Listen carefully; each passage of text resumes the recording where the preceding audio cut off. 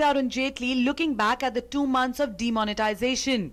He applauded the success of the government's income declaration scheme and other steps aimed at curbing corruption, including setting up SIT and bringing a black money law.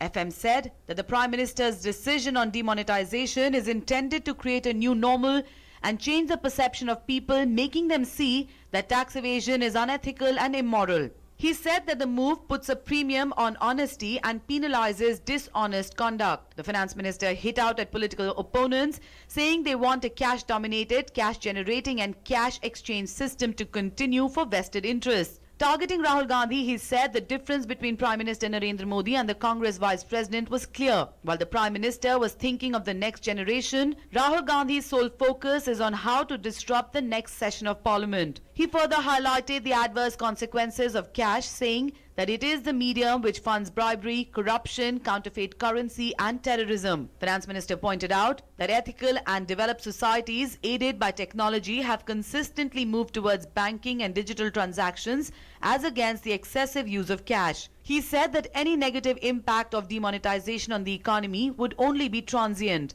Further, the Revenue Department will still be entitled to tax black money deposited in accounts post-demonetization. This money, if voluntarily declared or if involuntarily detected, would be liable for differential and high rates of taxation and penalty. Finance Minister added that economic activity is being restored and that banks today have a lot more money available to lend for growth. Exuding confidence, Arun Jaitley said that in the medium and long run, GDP would be bigger and cleaner.